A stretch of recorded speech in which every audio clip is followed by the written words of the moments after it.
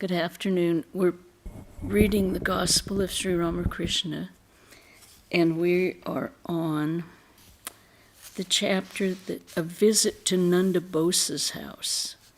Now, if I'm not mistaken, Nanda Bose became quite a famous artist in Calcutta.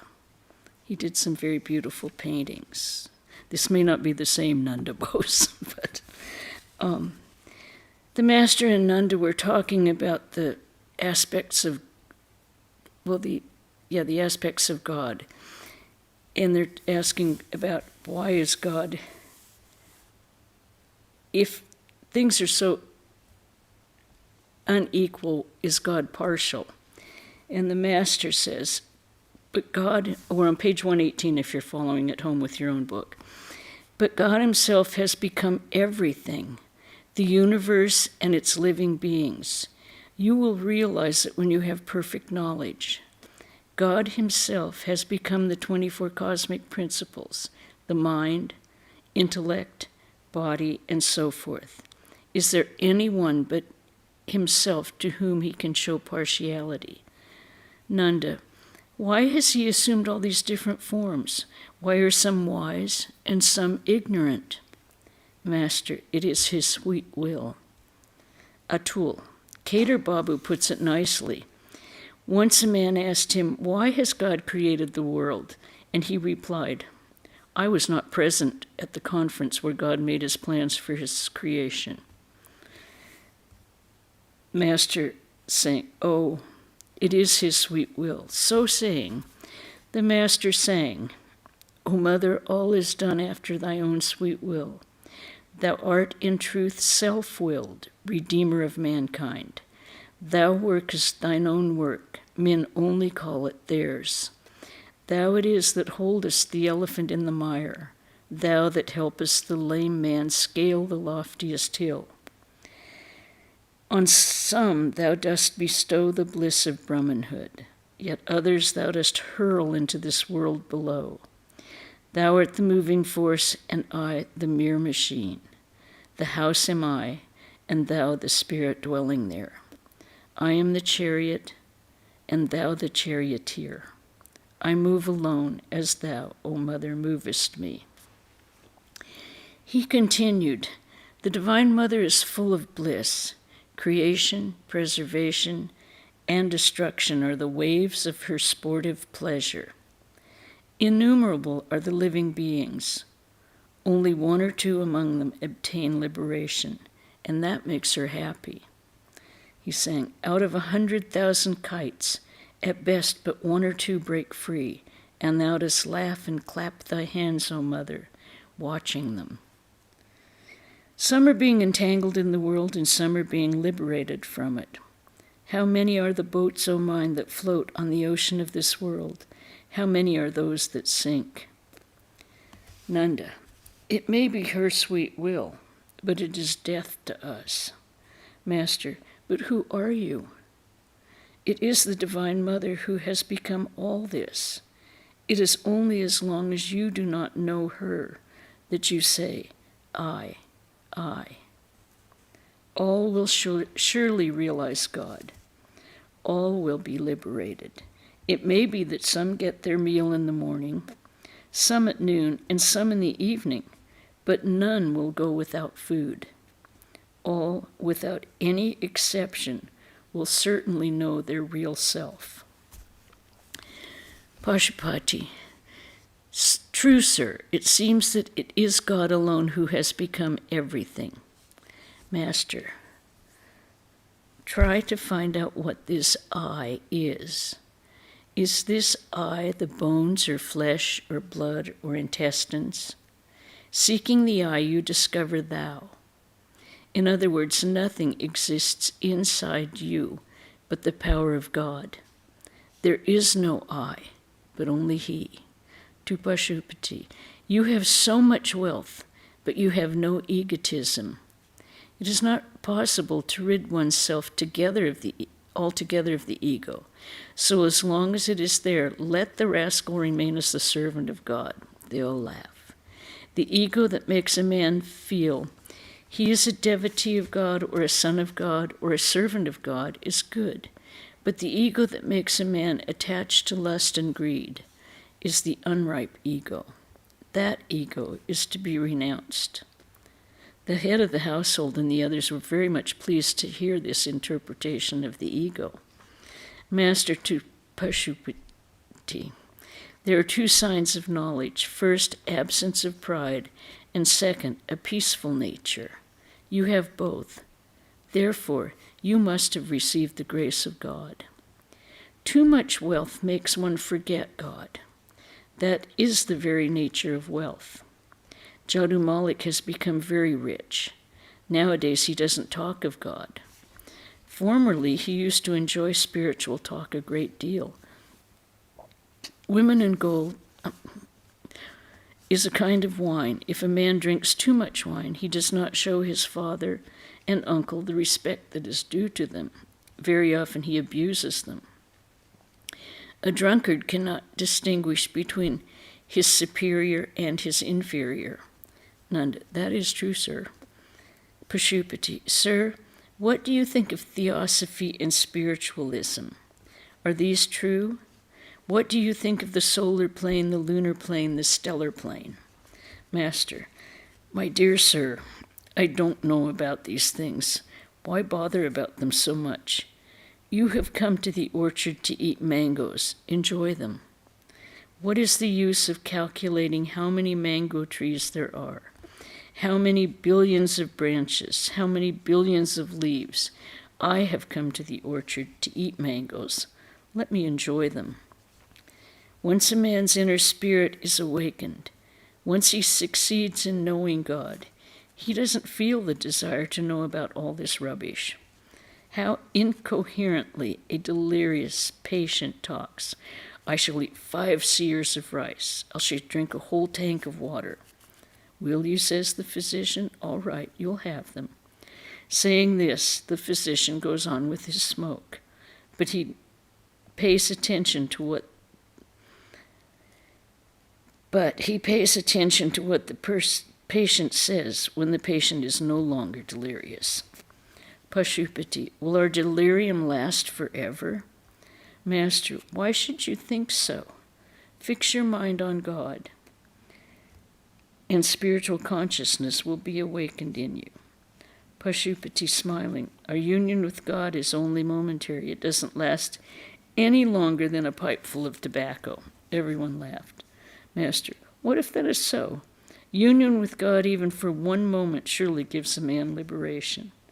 Ahalya said to Rama, O Rama, it doesn't matter if I'm born as a pig or any other being. Only bless me, that my mind may dwell on thy lotus feet and be filled with the real devotion to thee. Narada said to Rama, O Rama, I want from thee no other favor. Please give me real love for thee, and please bless me that I may not come under the spell of thy world-bewitching Maya. When a man sincerely prays to God and is able to fix his mind on God and develop real love for his lotus feet, give up all such notions as, shall we be cured of our delirium? What will happen to us? We are sinners. To Nanda, one must have this kind of faith. What? Once I have uttered the name of Rama, can I be a sinner any more? Nanda, is there no afterlife? What about punishment for our sins? Master, why not enjoy your mangoes? What need have you to calculate about the afterlife and what happens then and things like that? Eat your mangoes. You need mangoes. You need devotion to God. Nanda, but where is the mango tree? Where do I get mangoes? Tree. Master, God is the eternal and infinite Brahman. He does exist. There's no doubt about it. He is eternal. But you must remember this, that he is the Kalpatara, wish-fulfiller. Come, let us go for a walk, O mind, to Kali, the wish-fulfilling tree, and there beneath it gather the 4 fruits of life. The Kalpatara tree is the one that grants all your wishes, whatever kind you have.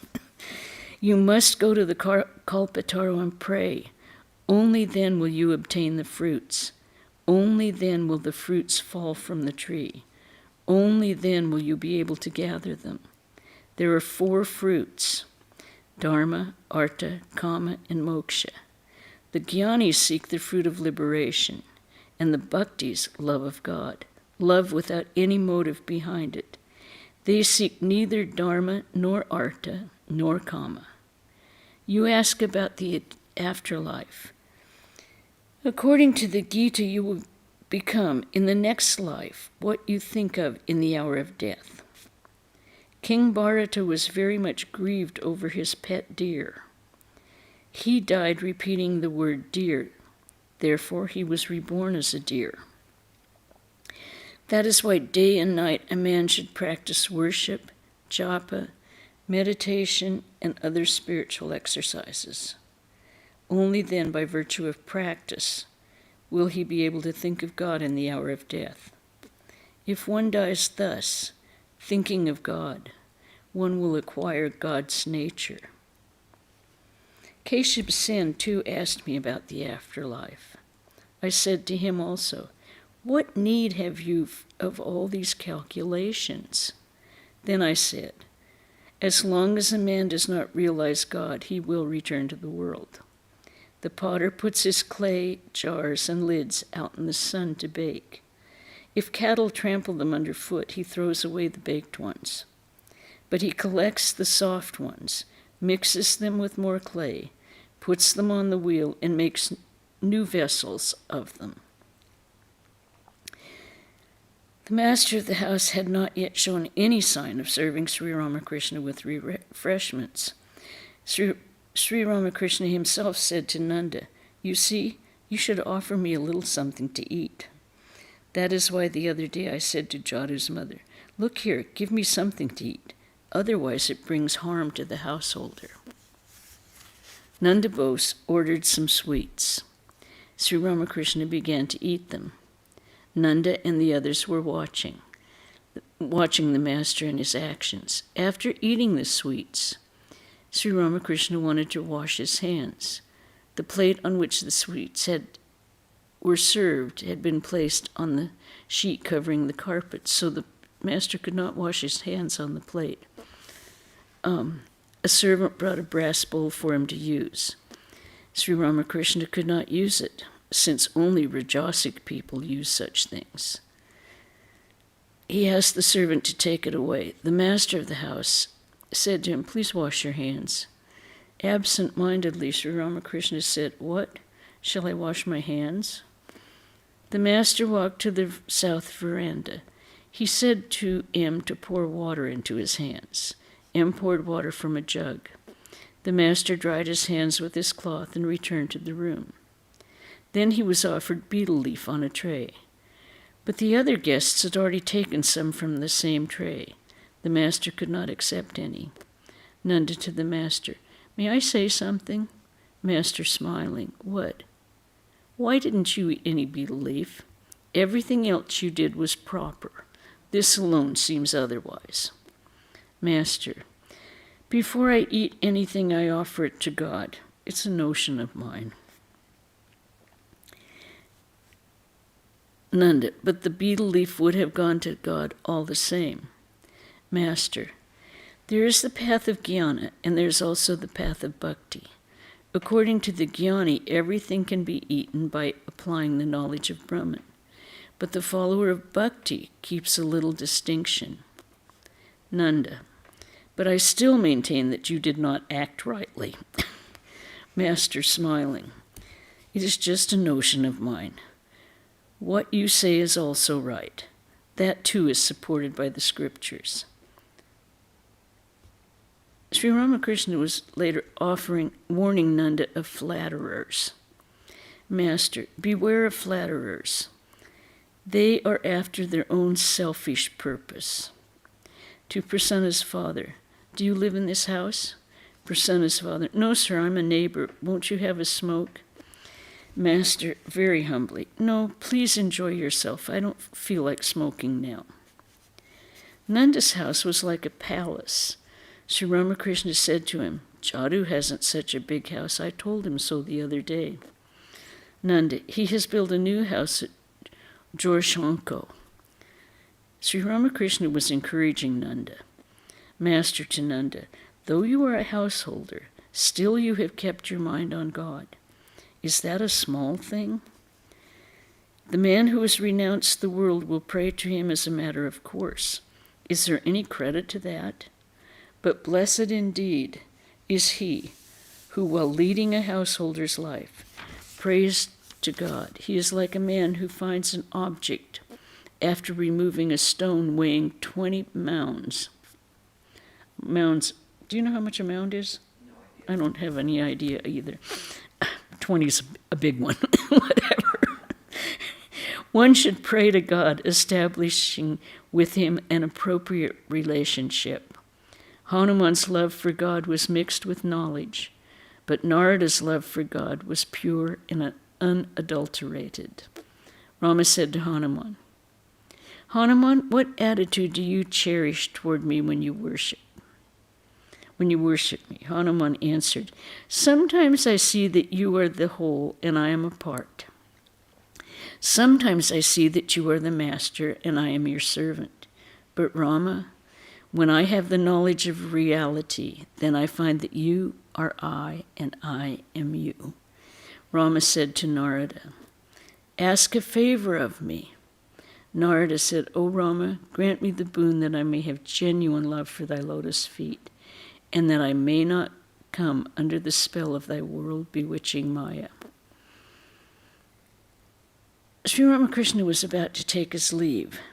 Master to Nanda, according to the Gita, a man who is honored and respected by many people possesses a special power of God. You have divine power. Nanda, all men have the same power. Master sharply, you all say the same thing. Can all men ever possess power to the same degree? God no doubt dwells in all beings as the all-pervading spirit, but the manifestation of his power are different in different beings. Vidyasagar, too, said the same thing. He said, God has given some more power and some less. Thereupon I said to him, if there were not different manifestations of his power, then why have we come to see you? Have you grown two horns on your head? Sri Ramakrishna rose. The devotees followed him. Pashupati accompanied them to the door. Any questions about anything we've read or comments? Okay. I think it's still the same day. He's moving to another house. The master arrived at the house of the Brahmin lady, who was grief-stricken on account of her daughter's death. It was an old brick house. Entering the house, the master passed the cowshed on his left. He and the devotees went to the roof, where they took their seats. That's pretty common in India, because it's cooler up there sometimes. When the sun isn't beating down on you, the roof is cooler. People were standing there in rows. Others were seated. They were all eager to get a glimpse of Sri Ramakrishna. The Brahmani had a sister, both of them were widows. Their brothers also lived in the house with their families. The Brahmani had been busy all day making arrangements to receive Sri Ramakrishna. While the master was at Nanda Bosa's house, she had been extremely restless, going out of the house every few minutes to see if he was coming. He had promised to come to her place from Nanda's.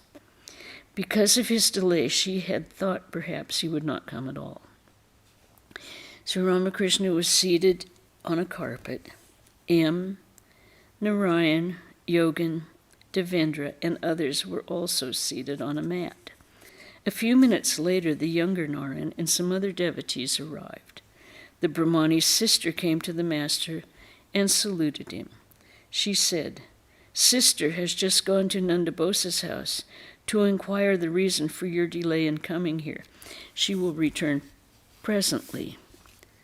A sound was heard downstairs, and she exclaimed, "There she comes." She went down, but it was not the Brahmani. Sri Ramakrishna sat there smiling, surrounded by devotees. M. to Devendra, "What a grand sight, all these people, young and old, men and women, standing in lines, eager to have a glimpse of him." And hear his words. Devendra to the master, "M says that this place is better than Nanda's. The devotion of these people is amazing." Sri Ramakrishna laughed. The Brahmani's sister exclaimed, "Here comes sister."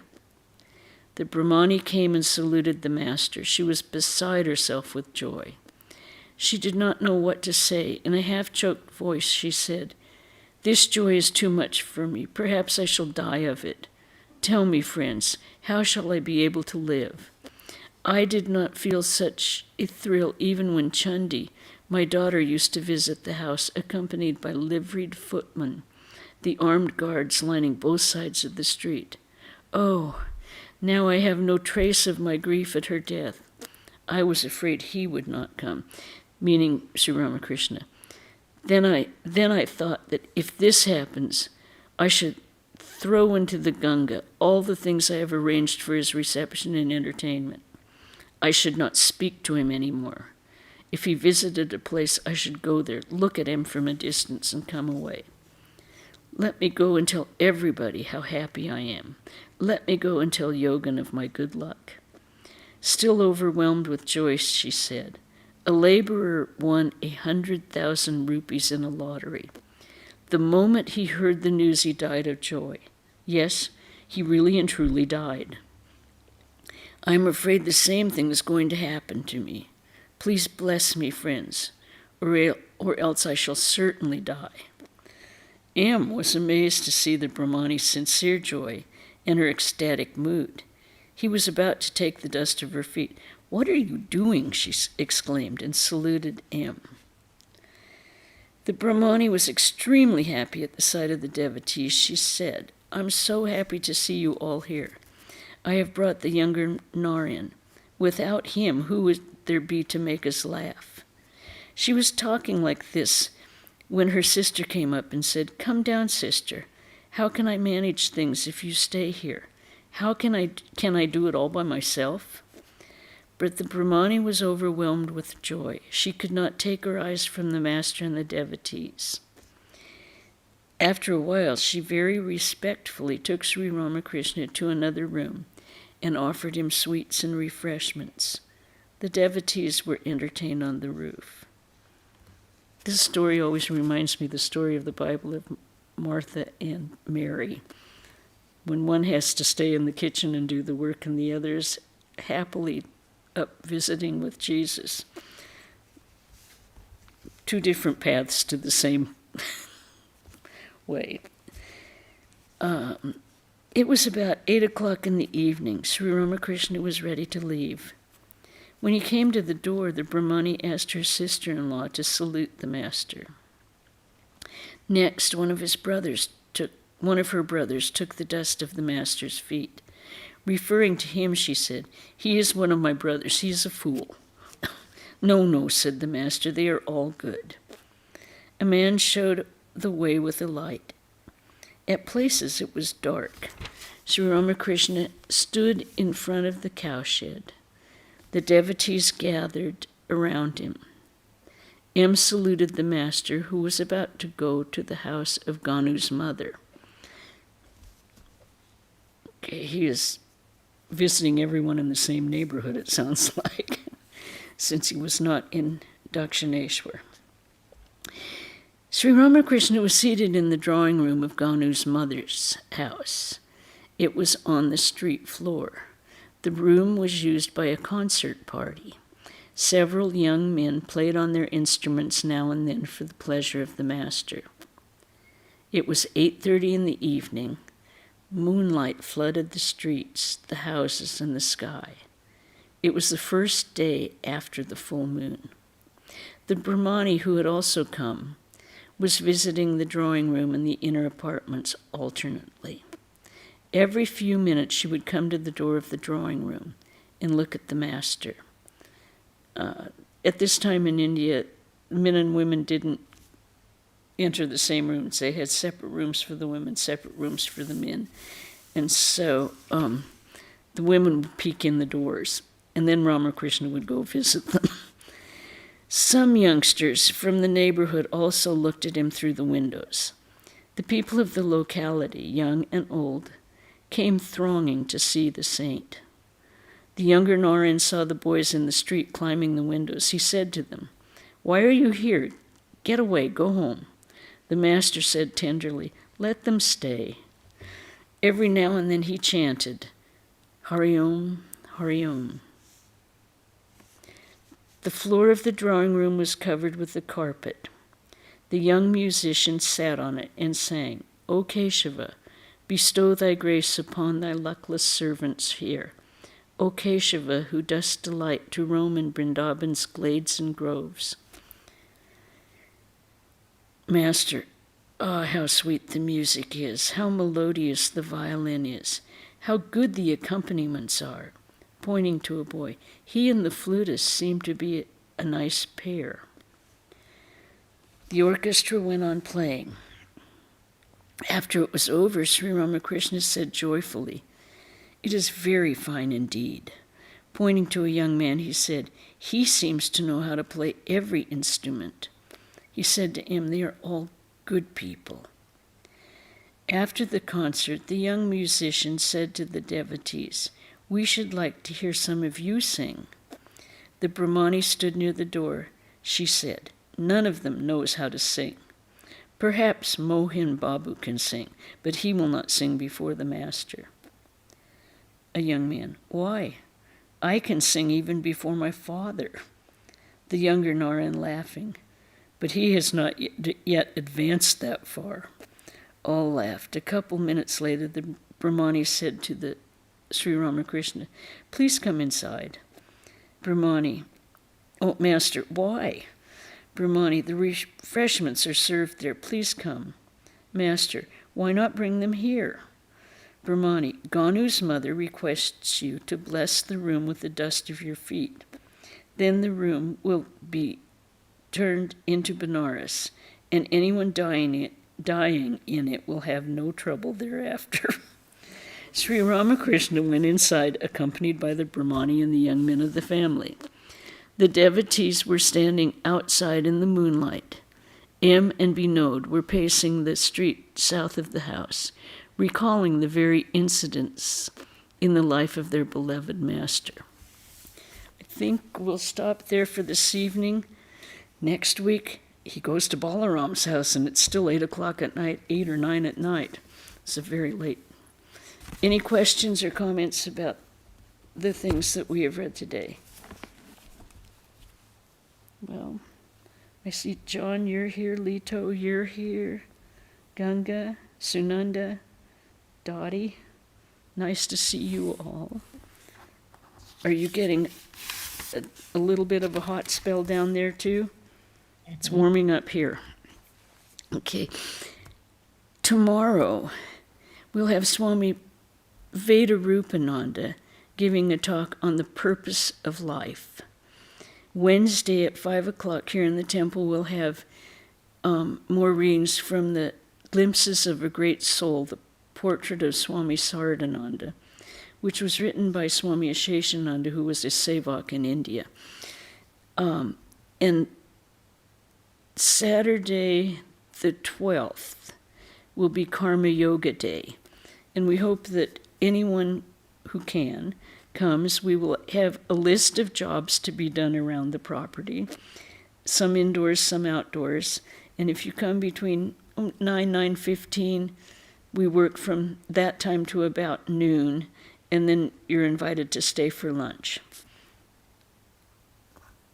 Later that day at 5 o'clock, we will have the gospel reading again in the temple. And so that's next week. Okay? Everyone stay well, stay cool as you can, and enjoy. We'll end with the chant, Om, peace, peace, peace. Hari Om Tat Sat, Sri Ramakrishna Arpanamastu. See you.